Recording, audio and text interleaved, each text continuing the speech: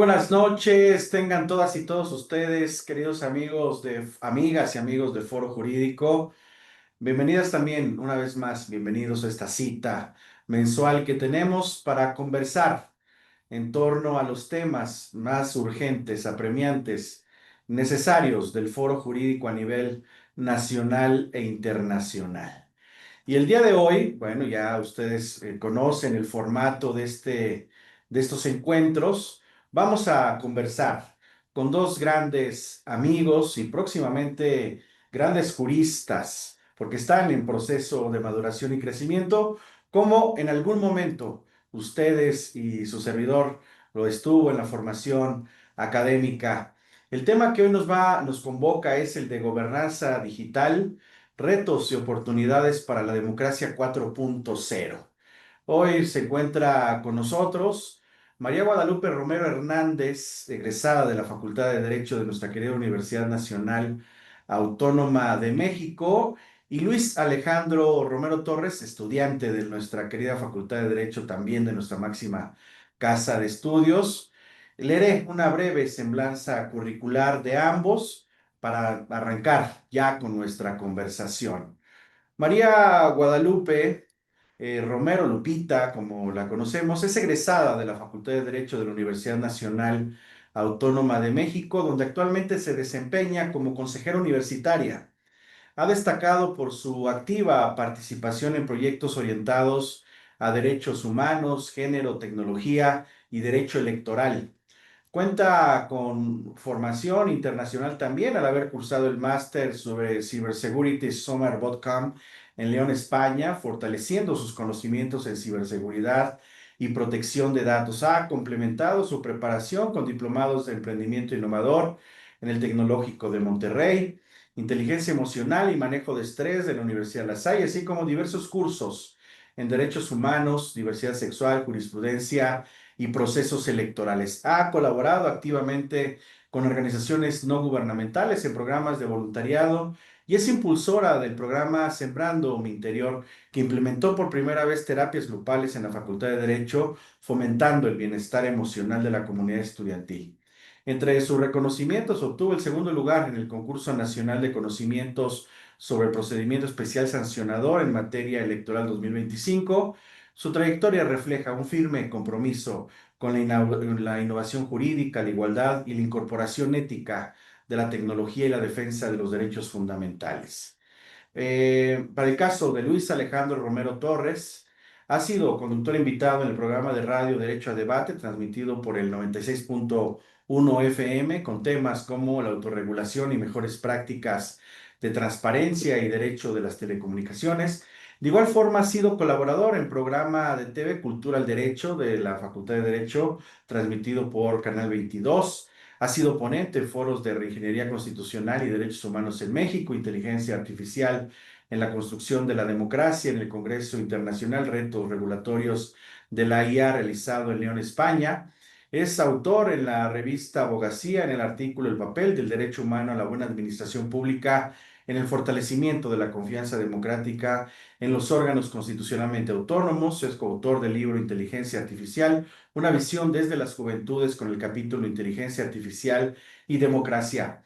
Su trabajo académico también se ve reflejado en la realización y moderación de eventos académicos relacionados con el derecho constitucional, derechos humanos, sistema internacional de derechos humanos, perspectiva de género y políticas públicas, y ha tomado muy diversos cursos de especialización. Pues como ven, son dos grandes invitados el día de hoy, jóvenes, pero ya con una trayectoria muy importante para el debate jurídico de nuestro tiempo. Bienvenida, Lupita, bienvenido, Luis, qué gusto tenerlos con nosotros. A sus órdenes. ¿Cómo están? Adelante, Lupita.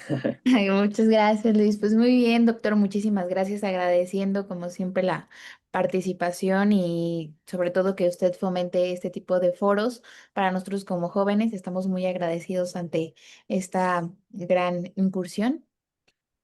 Igualmente, doctor, Gracias. es un gusto para mí estar aquí compartiendo con ustedes y en esta disertación de temas que son de relevancia jurídica, de la ciencia jurídica actual y bueno, pues agradeciendo siempre la invitación. Pues ya vimos que son dos jóvenes además de inteligentes, muy brillantes, pero también muy inquietos. Y sabemos que recién se incorpora nuevamente a la República después de haber cursado este máster en ciberseguridad en León, España.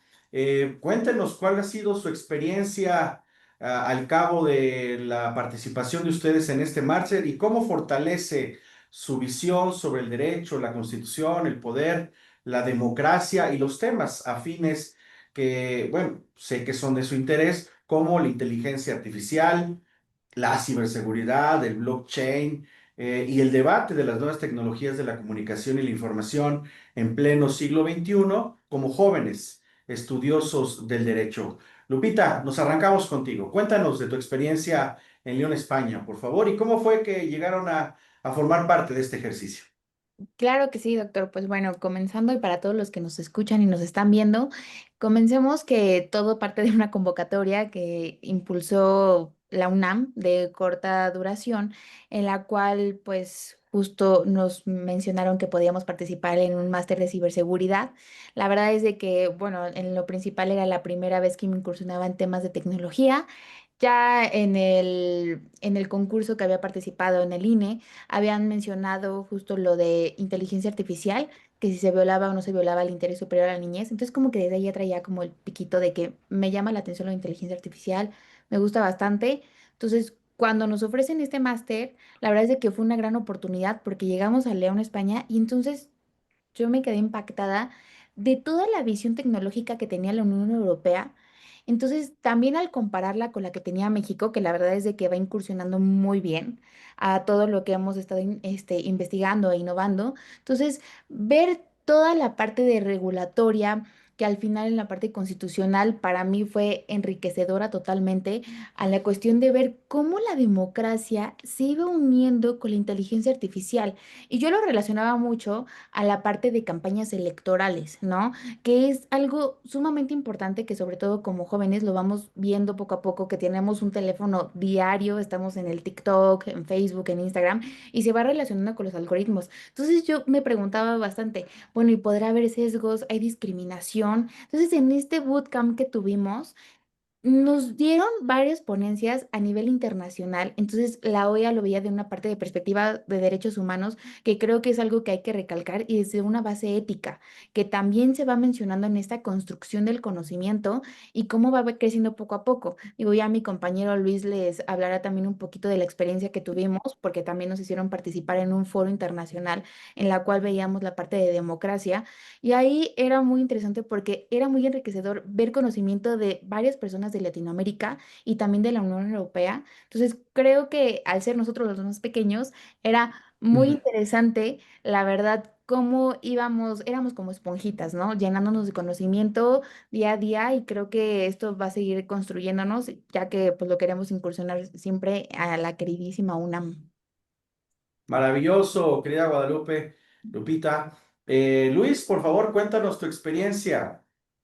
Claro, bueno, pues como ya mencionó mi compañera Lupita, es gracias a nuestra Universidad Nacional que tuvimos pues, la oportunidad de conocer y de incursionar en estos nuevos temas que, como mencionaba en un principio, pues son temas de actualidad y que pues parecieran ser temas alejados, pero pues todos los días tenemos un teléfono donde tiene nuestros datos, todos los días entramos al mundo digital, todos los días tenemos una inteligencia artificial que está aquí al alcance de nuestras manos. Entonces, pues ya nosotros tenemos un trabajo previo de análisis en nuestras principales líneas de investigación, que son el derecho constitucional, el derecho electoral, perspectiva de género y sobre todo derechos humanos.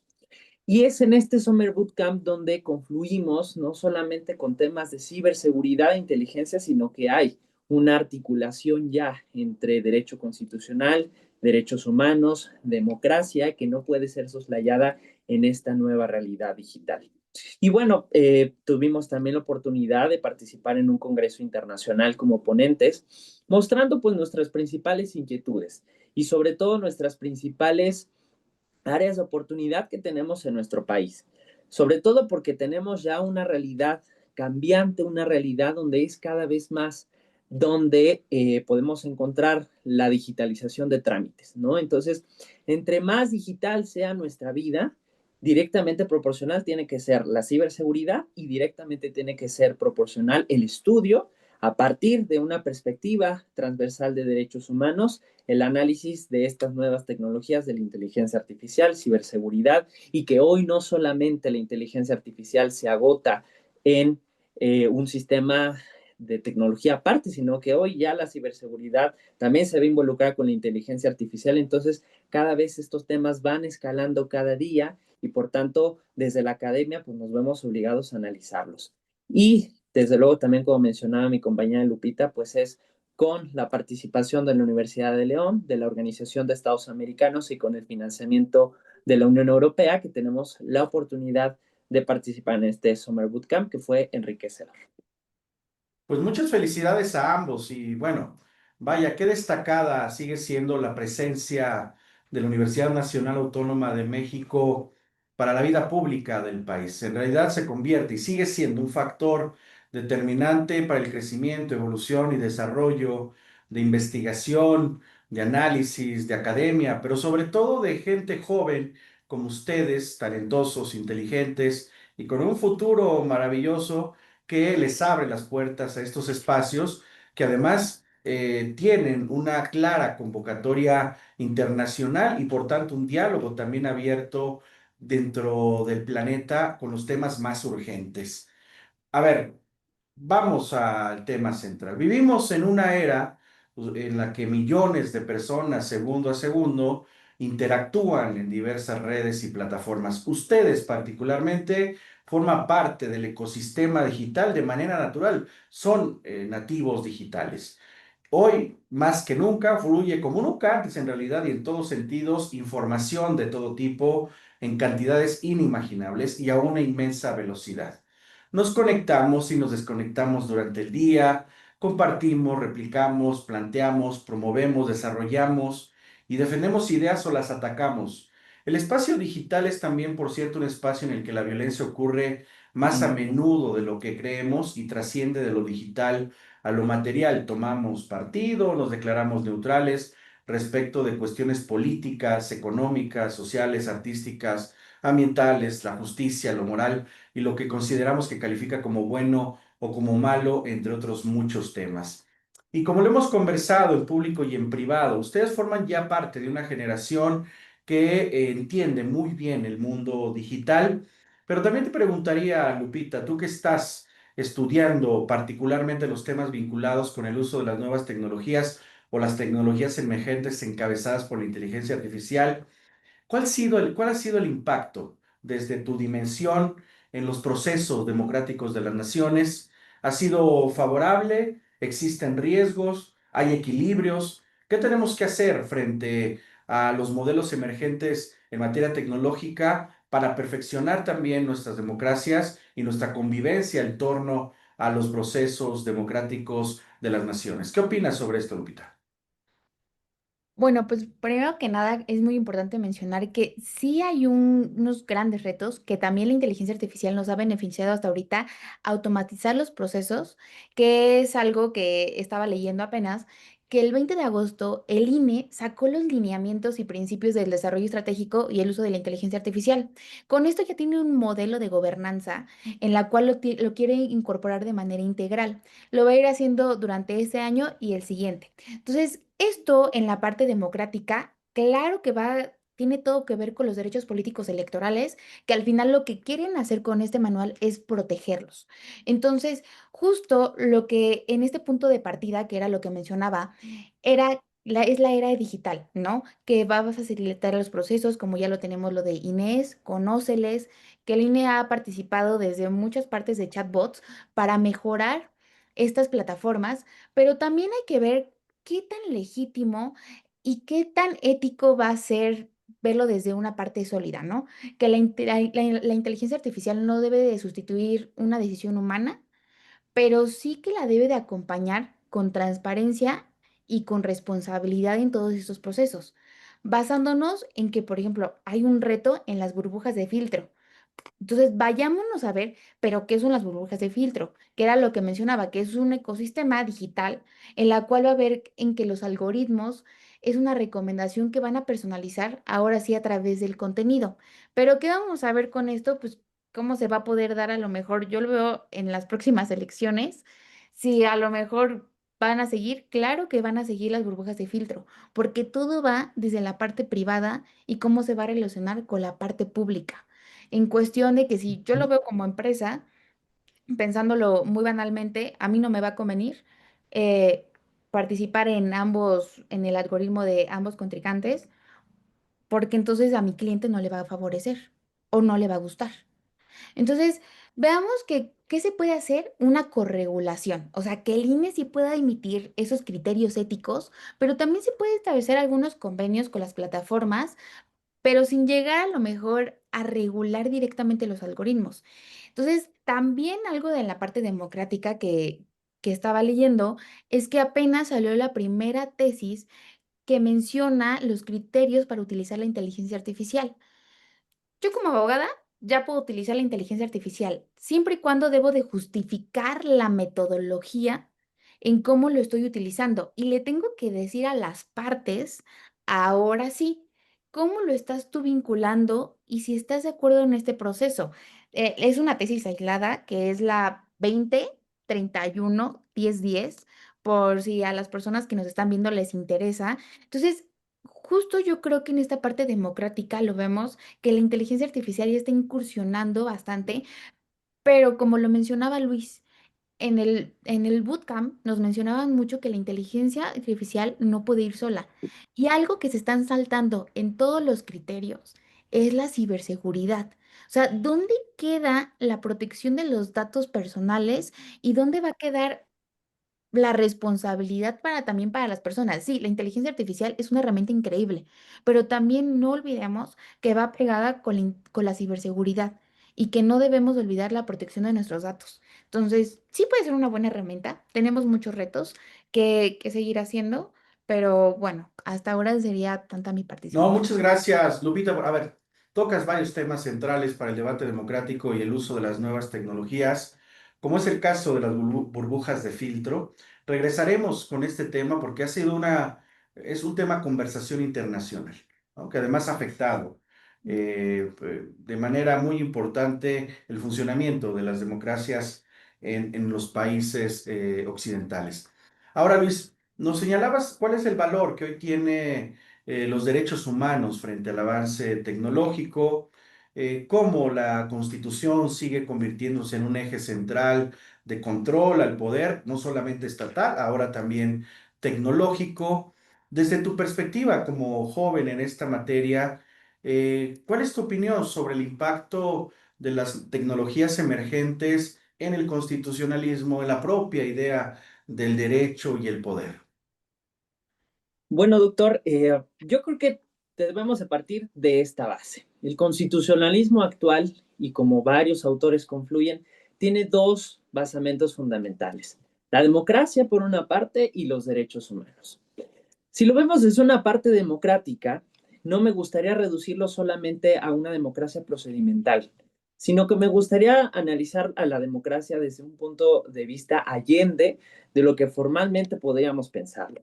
En ese sentido, la democracia pues involucra derechos humanos. La democracia ve por un desarrollo sustancial, como lo refiere el artículo tercero de nuestra Constitución. No es un régimen político, no es un régimen jurídico, sino que es un sistema de vida fundado en el constante mejoramiento económico, social y cultural del pueblo. En ese sentido, las nuevas tecnologías tienen que llevarse al texto constitucional, pero vemos que cuando se llevan al texto constitucional se llevan a la parte dogmática. Y es esta parte dogmática donde pues son derechos que parecían ser derechos utopía, derechos inalcanzables, que parecen ser solamente estar plasmados en el texto constitucional. En ese sentido, el uso de la inteligencia artificial inevitablemente le pega a los derechos humanos. Impacta en la manera en que ejercemos y respetamos nuestros derechos humanos. De esta manera podemos verlo de dos aristas. Desde una arista en el que la inteligencia artificial debe de tener como fin último la protección y la promoción de la dignidad humana. que esté abierta a todos los sectores de la población y que principalmente esté libre de los sesgos de género, de ideologías de odio, de discursos en contra de la diversidad sexual, de discursos en contra de la exclusión. Y un segundo arista tiene que ser analizado para impulsar estos derechos humanos. Decíamos muy bien y reflexionamos en el bootcamp que hoy las nuevas tecnologías de inteligencia artificial se vuelven una plataforma para poder ejercer estos derechos humanos que ya están contemplados en el texto constitucional y en el texto de tratados internacionales. En ese sentido, esto es desde la parte democrática y desde la parte de los derechos humanos. Entonces, el texto constitucional tiene que actualizarse. No podemos tener un texto constitucional decimonónico que esté alejado de lo que es la nueva realidad. Hoy el texto constitucional tiene que ser vanguardista. Y hoy el texto constitucional tiene que diseñar un nuevo mecanismo para poder proteger, para poder promocionar, para poder garantizar los derechos humanos que ya están previstos y, por supuesto, funcionar como un mecanismo de control de no solamente poderes instituidos, poderes constitucionales formalmente, sino también de poderes fácticos. A ver, tenemos la experiencia de Cambridge Analytica, ¿no? Donde se roba los datos personales de usuarios de redes sociales y lo utilizan para todo un entramado de estrategia electoral para influir en la decisión de la ciudadanía cuando tenga que ejercer su derecho al voto. Entonces, no podemos pasar de un constitucionalismo, digamos, fuerte a un constitucionalismo débil donde exista una pseudodemocracia. Es aquí donde puede existir una autorrelación y sobre todo resaltar también en este punto la eficacia horizontal de los derechos humanos. Estamos muy acostumbrados a que los derechos humanos son solamente que se pueden reclamar por violaciones a las autoridades. A ver, no. Los derechos humanos son también exigibles a los privados. Y también privados son todas aquellas empresas que desarrollan estas nuevas tecnologías y que tienen que colaborar con las autoridades para poder promover una cultura de un constitucionalismo fuerte que proteja democracia y que proteja derechos humanos. Qué interesante, querido Luis, muy bien, porque además haces un repaso, digamos, revisitas un asunto particularmente relevante que es el del caso del tema de Brexit, del Brexit y de el Cambridge Analytica y cómo ha impactado, es decir, las nuevas tecnologías en la democracia, en el constitucionalismo y naturalmente en nuestras sociedades. Y vuelvo a eso, Lupita. A ver, tú eres también, al igual que Luis, una estudiosa de estos temas. Y a los dos, me parece que a todos los que estamos en esta aula y a quienes nos están viendo a la distancia, nos queda claro que la relación que hay entre los medios de comunicación y la política es una de las dinámicas más complejas y diría yo trascendentales de cualquier sistema democrático, ¿no? Los procesos electorales particularmente revisten una relación mucho más intensa de esta comunión porque naturalmente los medios desempeñan un papel fundamental en la formación de la opinión pública y así en la toma de decisiones de los ciudadanos. Y ya no solamente estoy hablando de los medios de comunicación tradicionales, sino también los digitales. Y naturalmente quiero retomar con esto, Lupita, el tema de las burbujas de filtro. Porque si trascendemos el espacio analógico que nos brindaba el espacio de la televisión, la radio, la prensa escrita, etcétera, hoy encontramos una variedad infinita de posibilidades en red donde nos comunicamos y nos organizamos para participar en los procesos electorales. Entonces, estos que están percibidos además como mecanismos y elementos reales que determinan muchas veces los resultados de elecciones. Y las democracias modernas se sustentan en el principio de la participación ciudadana informada y libre. A ver, Lupita, hay muchos beneficios con el uso de las nuevas tecnologías de la comunicación y la información, pero también hay retos y peligros en la era digital. Y tú has estudiado varios elementos de esto, como es la desinformación y las fake news, la manipulación de la opinión pública. los temas de privacidad y seguridad, la polarización y la confrontación, pero particularmente, dinos esto, profundiza en el tema de las burbujas de filtro, que en términos globales las debemos entender como que cuando las plataformas en línea a menudo promueven contenido que solamente se ajusta a preferencias y creencias individuales y que naturalmente crea estas burbujas que limitan la exposición a puntos de vista divergentes. ¿Qué representan estas burbujas de filtro para el debate democrático del siglo XXI, Lupita? Justo como usted lo menciona y que lo explicó claramente lo que eran las burbujas de filtro, creo que sí enfrentan un gran reto, porque justo vienen desde los sesgos, pero era algo que hoy estaban platicando en un foro de conciencia digital, es que todo tiene sesgos. Desde el momento que tú creas la inteligencia artificial, aunque tú lo quieras beneficiar, va a tener sesgos. Tienes que hacer sesgos, me lo explicaba de una forma muy particular. Cuando quieres diferenciar entre un perro y un caballo, va a tener un sesgo. Para poder hacer esa diferencia, vayamos por lo más simple. Entonces, justo si yo lo llevo a un proceso democrático, que era lo que mencionaba, es que la parte privada, que es la que hace el algoritmo y es la que genera este de la inteligencia artificial, yo no sé qué tan convencida está la parte privada de colaborar con el gobierno, porque evidentemente lo van a ver en la parte de a mi cliente. Ah, no, pues yo veo mi TikTok y entonces se va a acomodar a mis gustos, a mis tendencias. Supongamos, si yo soy derecha o izquierda, me va a salir puros candidatos de derecha. Si soy de izquierda, me va a salir puros candidatos de izquierda. Entonces ahí ya viene el sesgo. Entonces yo me pregunto, no sé si el creador de TikTok, de Facebook y de todas estas herramientas y plataformas digitales se prestarían justo para tener una contienda de decir, ah, bueno, pero tiene que tener un equilibrio en esta parte de que la vemos en México, porque como sabemos, en 2024 más de 60 países tuvieron contiendas electorales, entonces fue un año muy impactante en la parte de la democracia y de las elecciones.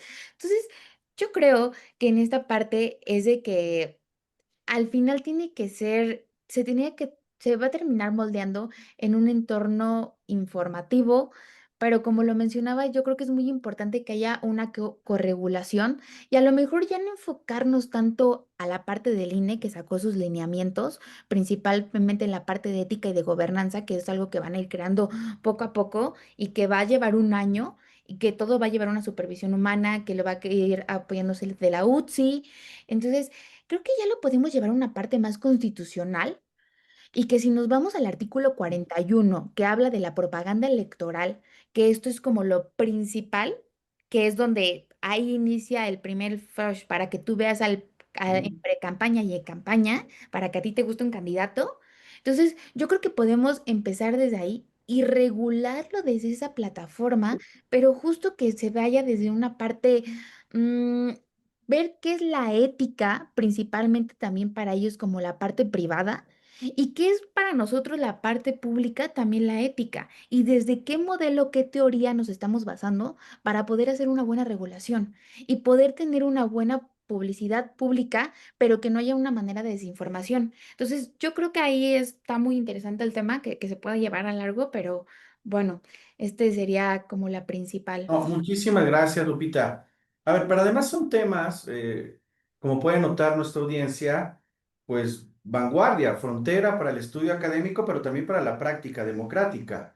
Es decir, el mundo ha cambiado, el futuro nos ha alcanzado y la emergencia de nuevas tecnologías impacta directamente a cualquier variable de la actividad humana, el arte, el derecho, la cultura, el medio ambiente, la movilidad, la defensa militar, en fin. Luis, y justamente continuando con esta línea argumentativa, a ver, ya hemos señalado que la inteligencia artificial, las tecnologías emergentes, forman parte de una de un nuevo entendimiento por parte de la humanidad. Un entendimiento que además nos ha transformado también, ¿no? Y como cualquier otra herramienta, la inteligencia artificial creada por el hombre, pues tiene lo mejor y lo peor del ser humano. Tiene bondades que nos podría ayudar en democracia a generar mayor accesibilidad, a generar mayores interacciones directas con los participantes en una contienda política, a escuchar voces que antes no se escuchaban, a generar mayor rendición de cuentas y con ello, Ujú. en sentido positivo, a generar mayor movilización política. Pero como le acabo de preguntar también a Lupita y lo conversamos, también el lado oscuro genera desinformación y fake news, burbujas de filtro, manipulación de la opinión pública, privacidad y seguridad en riesgo. Y eso naturalmente puede generar, como ha sido el caso que señalaste de Cambridge Analytica, polarización y confrontación. A ver, como joven universitario y estudioso de estos temas, ¿cuál es el papel que debe jugar el derecho frente a esta herramienta que tiene bondades, pero también riesgos? Es una pregunta que debe de traernos a colación la frase que mencionábamos en algunas conversaciones anteriores. Mientras la tecnología sube por el elevador, el derecho y la regulación sube por las escaleras. Es dado desde la teoría del derecho puramente que pues el derecho tiene que ir atrás de las transformaciones sociales y que incluso en algunos supuestos puede adelantarse a esas transformaciones sociales. Hoy el derecho no puede relegarse de esa tarea. Hoy el derecho tiene la obligación y desde nosotros como futuros juristas tenemos la obligación de generar la reflexión académica con base en fundamentos éticos, en fundamentos de perspectiva de derechos humanos, de perspectiva de interseccionalidad, de perspectiva de diversidad sexual. El derecho no puede quedarse relegado ante estas nuevas realidades cambiantes. Hoy, por ejemplo, revisaba algunas tesis referentes al tema y el viernes pasado en el Semanario Judicial de la Federación salió una tesis donde la inteligencia artificial se puede utilizar en los juicios de amparo. ¿A qué me refiero con ello? La inteligencia artificial se puede utilizar para calcular el monto de las garantías que se aplican en amparo. ¿Por qué? Porque estamos hablando de una justicia digital. Estamos hablando de llevar a la realidad nuevos derechos, justicia digital, derechos digitales, que al final van a redundar en beneficio de toda la sociedad. Entonces, el derecho no puede quedarse atrás. El derecho tiene que ir por esas transformaciones. Sin embargo, hay que tener en cuenta algunos riesgos, ¿no? Porque las ventajas son que utilicemos la inteligencia artificial de una manera, como decía, que tenga como fin la protección y la promoción de la dignidad humana. Y con eso podemos pensar que estamos del otro lado. Pero también hay riesgos en el uso de la inteligencia artificial que tienen que ser regulados por el derecho. Sin embargo, no podemos caer en el error de que con una regulación robusta como existe en la Unión Europea, vamos a poder, digamos, como minimizar aquellos efectos. Hay que tener mucho cuidado en la manera en que confeccionamos el marco jurídico, no solamente nacional, sino el marco jurídico internacional, porque si no lo regulamos adecuadamente, podemos caer en tener sistemas robustos de burocracia que a lo mejor mañana no puedan permitir que utilicemos inteligencia artificial para poder sintetizar información, ¿no? Como lo mencionaba Lupita, en sistemas electorales es muy dado utilizar la inteligencia artificial para poder sintetizar información, ¿no? Tengamos voto electrónico, no tengamos voto electrónico, la inteligencia artificial puede ayudar. Sin embargo, hay que tener mucho cuidado. Hay que tener cuidado en la manera en que regulamos la inteligencia artificial para no caer en burocracias excesivas que mañana no nos permitan impulsar y crear plataformas para el exceso de derechos humanos, pero también siempre desde una perspectiva, como lo dije, para la promoción y la protección de la dignidad humana que debe de ser el fin último de el uso de la inteligencia artificial. Entonces, como joven universitario, esta es mi perspectiva, no podemos quedarnos atrás, debemos ir siempre en pos de la reflexión, pero siempre con una hipótesis de criticidad de el statu quo actual de la tecnología. Excelente, querido Luis. Permítanme hacer un alto porque debo en este momento agradecerle a toda nuestra audiencia, que por cierto ha despertado mucho interés esta conversación con jóvenes universitarios, estudiosos del derecho. Y estoy revisando aquí en redes sociales, tenemos saludos desde Toluca, Guanajuato, Quintana Roo, Jalisco, aquí en Ciudad de México, Xochimilco y el Miguel Hidalgo. Bueno, muchísimas gracias de verdad a todas y todos los que están formando parte de esta conversación sumamente interesante e inteligente con dos jóvenes presente y futuro de nuestra república. Gracias por formar parte de este encuentro en Foro Jurídico. Lupita, regreso contigo. A ver, vamos, el INE seguramente dentro de no mucho va a enfrentar un proceso de transformación y cambio constitucional y por tanto va a impactar a su institucionalidad. Y con ello, naturalmente, las variables constitucionales y reglamentarias cambiarán. Sé que tú estás estudiando ahora particularmente los temas de propaganda política y el uso de nuevas tecnologías en las mismas. Eh, Como joven también universitaria, ¿cuáles serían algunas de tus propuestas, ideas iniciales para el fortalecimiento de los procesos electorales en México, particularmente en lo que hace a la propaganda político-electoral con el uso de las nuevas tecnologías? Claro, visualizando sus beneficios, pero también sus riesgos. Cuéntanos un poco de tus estudios, por favor. Claro que sí, doctor, como lo habíamos estado platicando, lo llevaría a una parte constitucional, centrándome al artículo 41. Los lineamientos que propone el INE están muy bien, pero no mencionan nada de ciberseguridad. Mencionan transparencia, protección de datos, pero ¿y entonces eso cómo va a ir relacionado si no tengo una realmente protección? Vayamos que el INE sí tiene una buena protección porque una vez recibió un ciberataque y estuvo muy protegido por la unidad de tecnología que tienen, pero al final creo que es importante integrarlo desde la parte de las burbujas de filtro, pero también lo voy a llevar un poquito a la posverdad. Relacionarlo a que nosotros tenemos que ir pensando a futuro y a las siguientes elecciones que se vienen también, porque hay una brecha muy impactante que se genera. Vayamos a lo que había mencionado antes, que justo salió en la sala especializada en ese entonces, era que salió un niño creado con inteligencia artificial y entonces nos pusieron un caso práctico y nos decían, bueno, ¿y se viola o no se viola el interés superior a la niñez? No, pues no se viola porque no existe. Pero en ese momento, para uno como joven que es nuevo en estos temas, sobre todo ya aplicados al derecho, yo creo que ya es cuando te dices, bueno, sí, no se viola, no se viola, pero entonces es ético, no es ético, porque tiene que tener alguna autorización, pero entonces, ¿hasta dónde es que se va a llevar?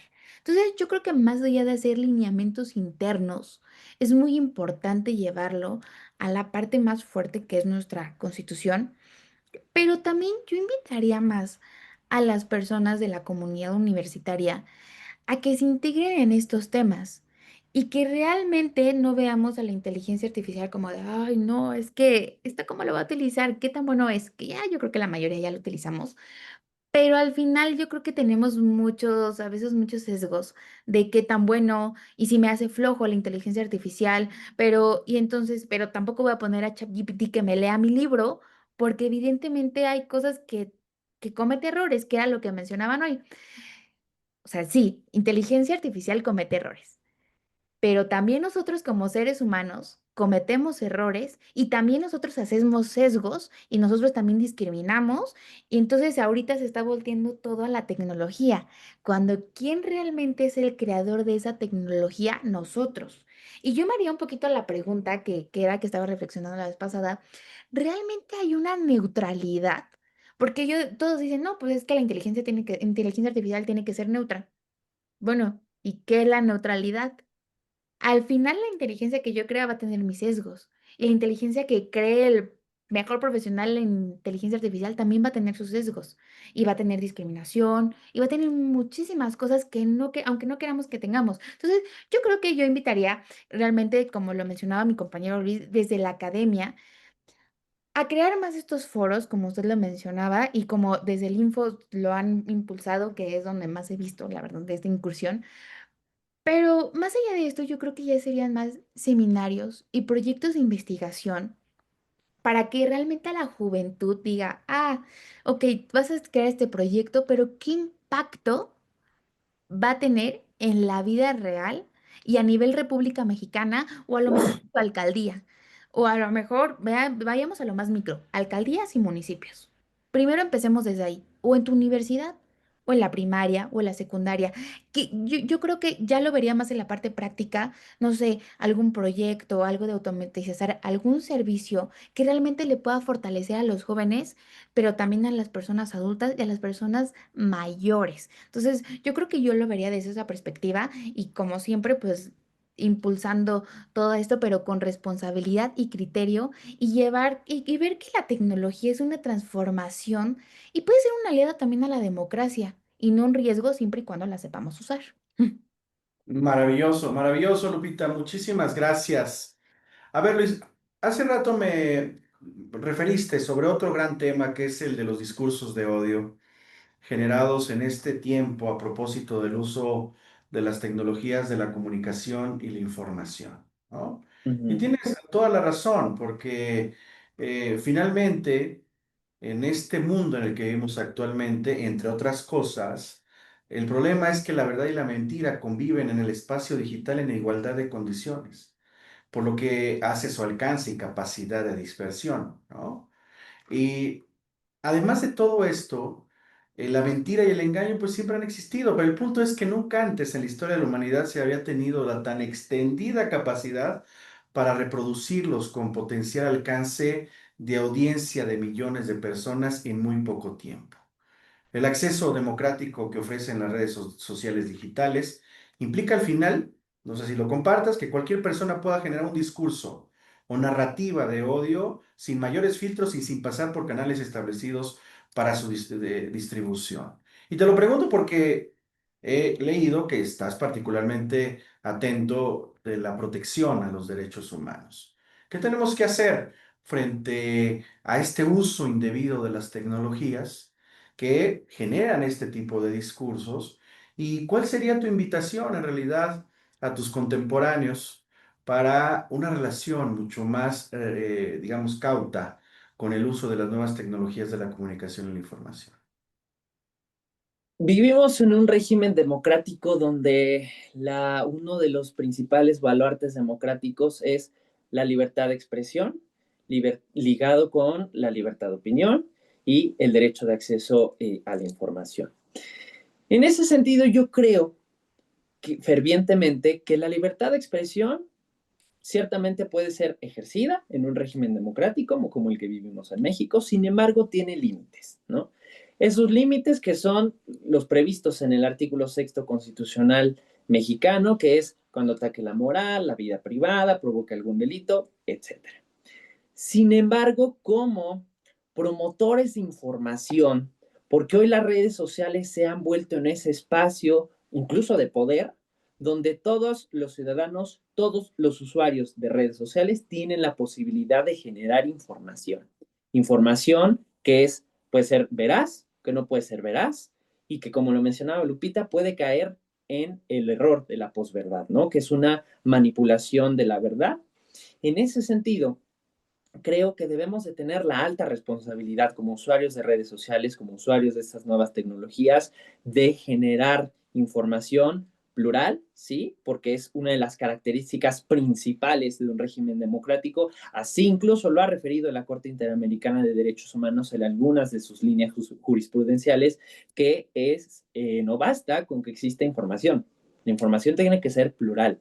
La información tiene que venir de muchos lados siempre y cuando esté que tenga cierto grado de veracidad. Y ese cierto grado de veracidad, como ciudadanos, tenemos la alta responsabilidad de verificar que esa información pues esté fundamentada en hechos que son realmente comprobables. Ahora, es con el uso de estas nuevas tecnologías donde pues ya se pueden crear perfiles falsos y esos perfiles falsos pueden replicar información que no necesariamente tiene que ver con hechos comprobables. Y ahí tenemos uno de los principales riesgos. Ahí tenemos un principal riesgo a la democracia, tenemos un principal riesgo incluso a la protección de los datos personales, a la transparencia y que desde luego trae como aparejada la consecuencia de la erosión de la ciudadanía, no solamente en el sector de la comunicación, donde podemos incluir a los periodistas, sin una erosión de la confianza en las instituciones públicas del Estado. Hoy, por ejemplo, tenemos esfuerzos encabezados como ustedes desde el Instituto de Transparencia de la Ciudad de México, pues lo han impulsado. Chatbots, sí, sí existen los chatbots, pero con información comprobable, que puede promover y que puede impulsar la transparencia en tan solo unos segundos. Ese es el uso que le debemos de dar a esas tecnologías. Ese es el uso ético, ese es el uso transversal con perspectiva de derechos humanos. Y lo mencionaba hace rato, no solamente la perspectiva de derechos humanos desde la visión de ser exigibles ante las autoridades. Hace rato decía la eficacia horizontal de los derechos humanos.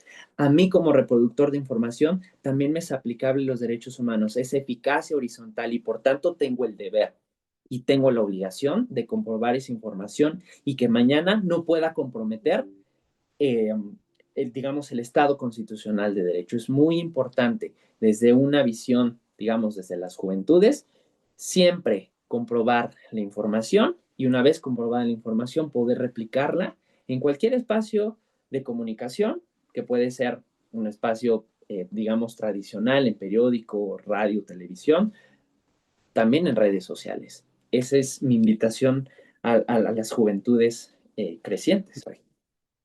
Muchísimas gracias. Tus contemporáneos, querido Luis, los contemporáneos de Lupita también. Ese es el valor de esta conversación en realidad.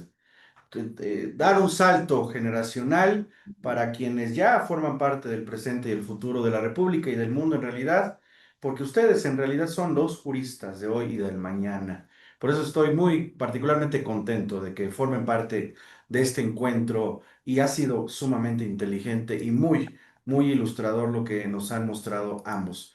Lupita, otro tema también relacionado con este tema, a ver.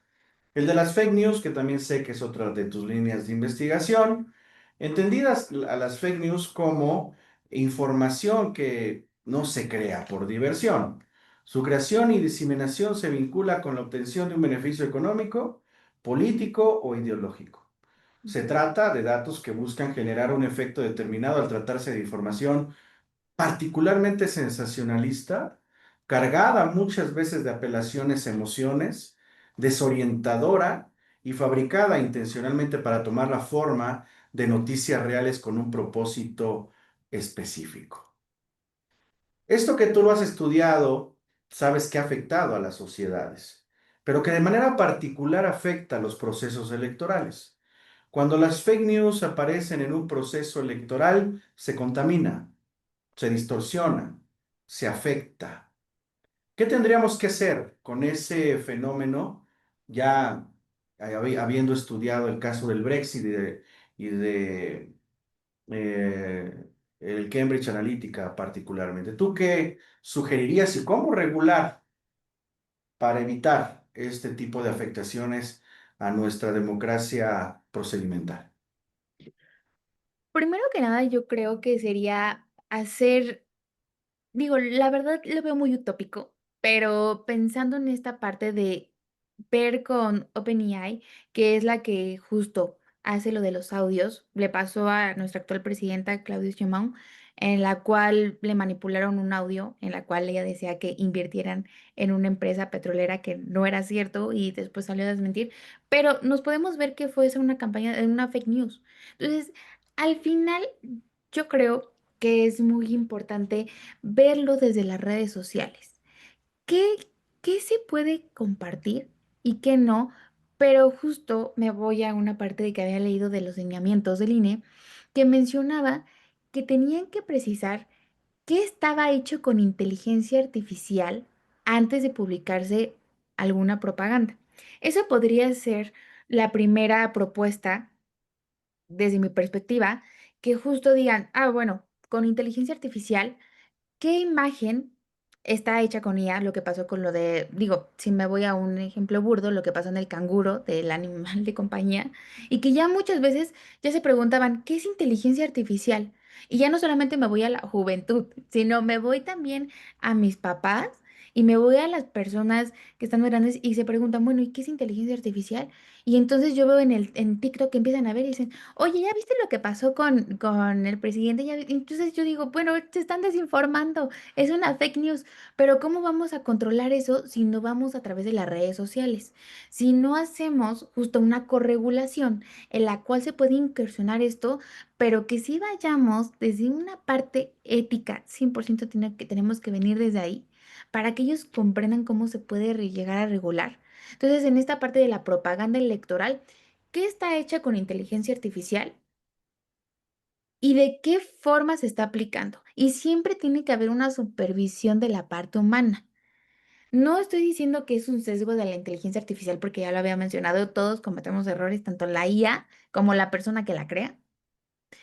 Entonces, yo me iría más por esa vía, desde mi punto de vista y en la parte más de propaganda electoral y de procesos democráticos, y siempre y cuando también en la parte del voto que haya ciberseguridad y haya mucha transparencia en estos procesos. Estaba leyendo que en la Unión Europea ellos tenían una función que era transparencia algorítmica. Entonces, podríamos empezar también desde ahí para que se pueda hacer más veraz y eficaz estos procesos. Bien, Lupita, muchas gracias. Pues están sumando también ya desde Baja California, Guanajuato, Querétaro, en Durango. Un abrazo muy fuerte. Bueno, también tienen un saludo aquí en el chat desde Ecuador. Me dice Daniel Álvarez que coincidió con ustedes en el bootcamp allá en León, en España. Pues vaya, vaya, qué agradable noticia de que nos estén siguiendo a la distancia, amigas y amigos de Foro Jurídico. También debo aprovechar este momento para agradecerle muchísimo y como siempre a mi querido amigo, el doctor Elías Huerta Pichas, director general de Foro Jurídico, por permitirme, como siempre, habilitar esta conversación con actores clave para el entendimiento del derecho en el siglo XXI. Hoy, en una conversación maravillosa con un par de jóvenes juristas de nuestra querida Universidad Nacional Autónoma de México. Luis, a propósito de esto, a ver, también leímos en tu semblanza que participaste y eres coautor de un libro sobre inteligencia artificial y el capítulo que te correspondió fue Inteligencia Artificial y Democracia, justamente. Cuéntanos tu experiencia, porque además sé que lo presentaron en la FIL Guadalajara, está con un sello editorial muy importante. ¿Qué representó para ti formar parte de este esfuerzo? Y cuéntanos un poco más sobre tu artículo, por favor, para que además invita a la gente que nos sigue a la distancia para que consulte el texto. Por supuesto que sí, doctor.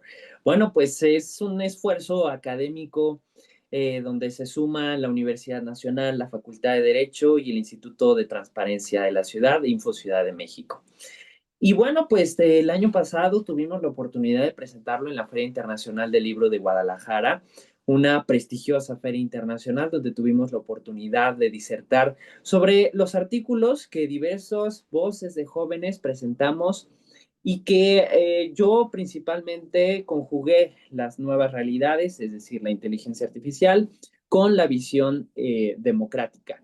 Y es esta visión democrática la que da nuevas pautas para seguir desarrollando como decía, el artículo tercero, que irradia el porvenir de la sociedad mexicana. Entonces, pues ahí diserté sobre mis principales ideas de cómo podemos utilizar la inteligencia artificial para poder impulsar a la democracia. Lo decía en algunos minutos antes, que la democracia no solamente se centra en una democracia procedimental, eso desde luego lo pueden consultar en el libro, no solamente me reduzco a una democracia procedimental, sino una democracia que involucra derechos humanos. Y es a partir, desde esta perspectiva de derechos humanos, que podemos construir democracia.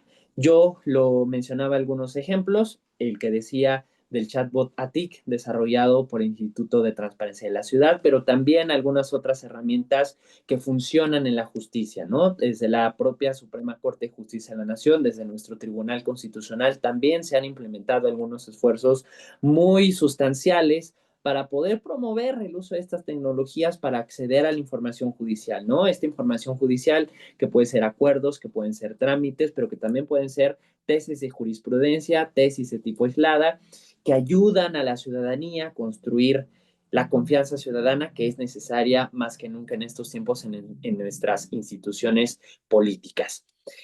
Bueno, también en el libro menciono y bueno, disertando y concatenándolo con mi otra línea de investigación, que es el derecho humano a la buena administración pública, donde pues es cada vez más creciente que la ciudadanía exige una acción pública más eficiente, una acción pública que realmente le traiga beneficios en su esfera de derechos. En ese sentido, pues es el derecho humano a la buena administración que se acerca a la ciudadanía, se acerca el Estado, el gobierno a la ciudadanía a través de tres obligaciones o al menos de dos obligaciones torales: la transparencia y decisiones consensuadas con el pueblo. Y desde luego, pues involucra, como decía, una exigencia de una acción pública más eficiente. En ese sentido, tenemos ya una nueva ley nacional para eliminar trámites burocráticos en México, donde decía, se crea una plataforma digital a nivel nacional con la coordinación de los tres niveles de gobierno, federal, estatal, municipal, pero también de los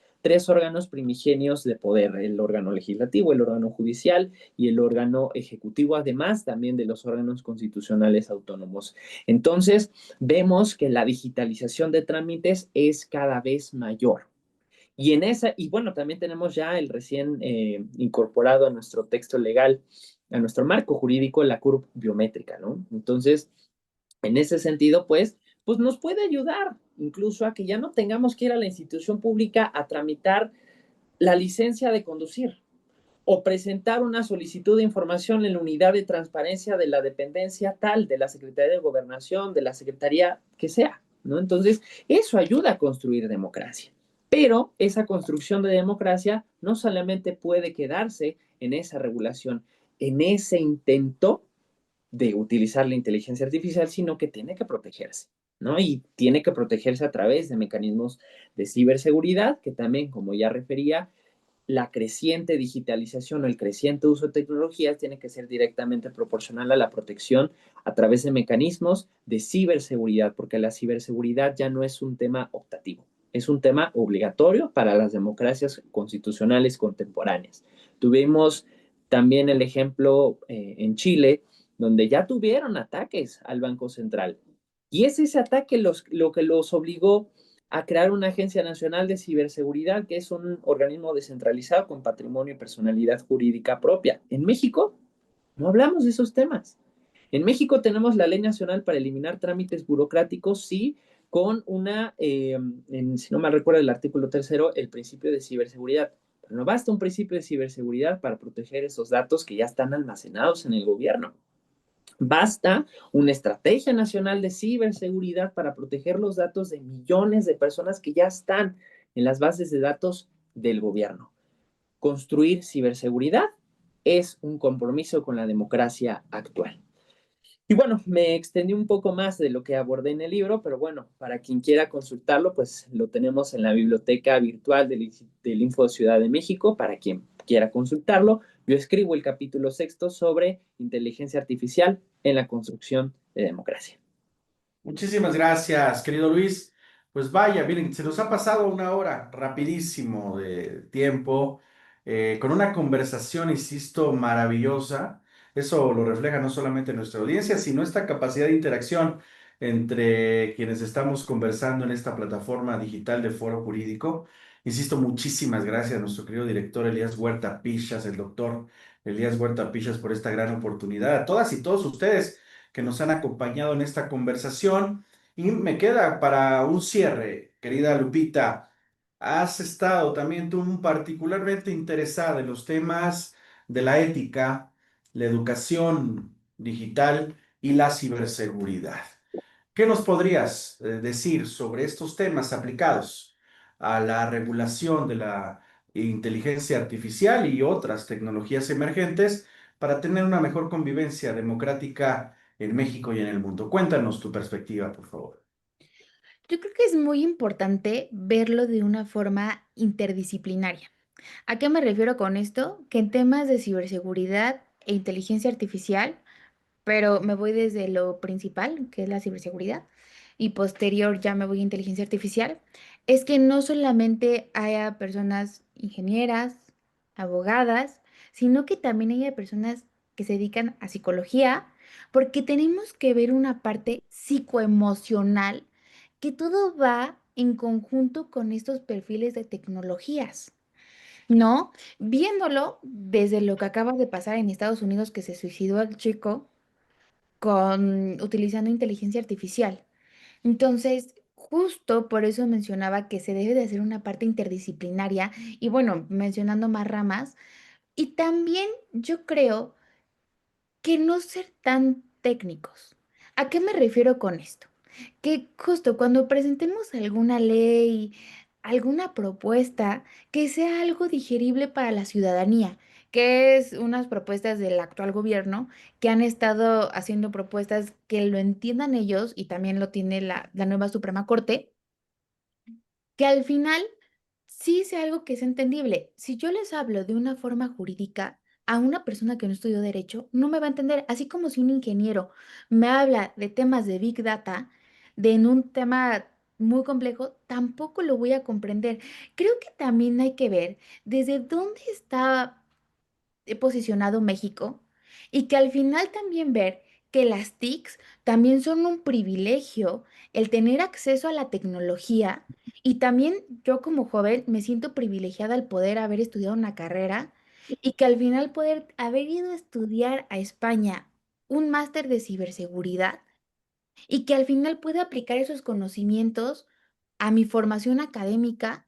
Y es que por eso mismo tenemos que partir, y regreso a lo mismo que había mencionado, a impulsar proyectos, y, o sea, sí los foros, pero proyectos de investigación que motiven a los jóvenes a que se sigan informando, a que sigan, a que quieran crear, innovar, pero que también tengan un buen apoyo, pero también que lo hagan desde una parte como lo había mencionado, interdisciplinaria con todas las ciencias sociales, porque es muy importante el contacto y siempre he pensado que es muy importante el campo de territorio.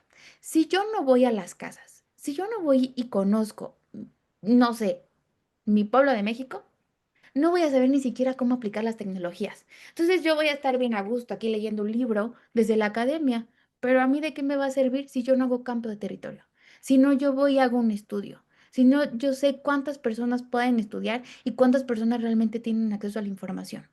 Somos actualmente 131 millones de personas.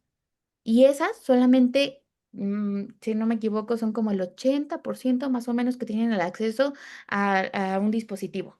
Pero no hablo de una computadora, puede ser desde un teléfono nada más para llamar. Entonces, mm, yo creo que empezaría desde ahí, de irme a las comunidades y realmente, bueno, yo lo veo desde la parte de la universidad, es que estoy casada con la UNAM un poquito. Entonces, empezar desde ahí, hacer un enfoque, un estudio desde mi universidad para poder aplicarlo. Entonces, yo creo que, y hacerlo muy digerible y no técnico. O sea, tal vez estoy muy peleada y concuerdo con una doctora que se dedica a la investigación, que siempre ella menciona que no tenemos que ser técnicos, y también lo menciona el abogado general de la UNAM. O sea, no hay que ser técnicos porque si no, no nos van a entender y nos van a rebustecer. Es muy importante que nosotros lo hacemos, pero para compartir la información tiene que ser sumamente digerible. Entonces, justo iniciativas de ley, pero más que nada, proyectos impulsando a los jóvenes, pero también saber en qué está México. Y yo me centro a México porque creo que tenemos que empezar primero por aquí antes de yo ver un lado internacional, que sí va a ser una parte regulatoria, y nos mencionaban mucho en España. Sí, nosotros nos guiamos mucho en la Unión Europea y en otros, pero hay que ver que no debemos de cometer los mismos errores que ellos han hecho, ¿no? Entonces, pues bueno, sería todo en esta parte de la educación. Muchísimas gracias, querida Lupita, maravilloso, excelente. Luis, como sabes, ya estamos cerrando. Por favor, envíanos un mensaje de cierre para todos que nos están escuchando a través de la red digital, viendo a través de la red digital y nos van a leer en la revista Foro Jurídico. Cuéntanos. Por supuesto que sí. Primero que nada, agradecer la invitación a mi querido doctor Julio César Bonilla por disertar en esta ocasión, en este espacio virtual. Y mi mensaje se centra principalmente en construir una cultura democrática responsable. Una cultura democrática donde podamos incidir todas, todos, todes en esta discusión pública que no solamente se encierra en temas políticos, sino una discusión que abarca ya temas de tecnologías. Y me refiero a centrarlo en el tema democrático porque eh, es donde podemos incidir todos, es la forma de gobierno por excelencia donde todos podemos incidir con nuestra voz.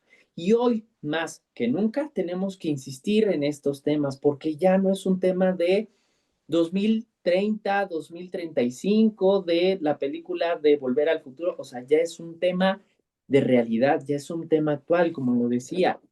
Ya en nuestros teléfonos tienen nuestros datos personales, tienen nuestra voz, tienen nuestra cara, tienen nuestra iris, tienen nuestra huella. Entonces, tenemos que insistir en estos temas desde la academia, con un uso responsable de las nuevas tecnologías, de las tecnologías emergentes, para que puedan mañana y hoy impulsar una plataforma de acceso y de protección y de promoción a la dignidad humana y por ende de los derechos humanos. Maravilloso, querido Luis. Muchísimas gracias. Lupita, tu mensaje de cierre, por favor. Primero, pues agradecerle a usted, doctor Julio César Bonilla, así como a Foro Jurídico por esta oportunidad, asimismo a mi compañero Luis por haber compartido este foro y a todos los que nos están viendo y recordar que la tecnología no es mala, si no la podemos ocupar como una aliada, solamente hay que saber cómo y recordar que nosotros también cometemos errores como seres humanos y todos tenemos sesgos, todas y todas las personas y que todo empieza desde la educación para poder así transformar un mejor país. Maravilloso, Lupita. Muchísimas gracias.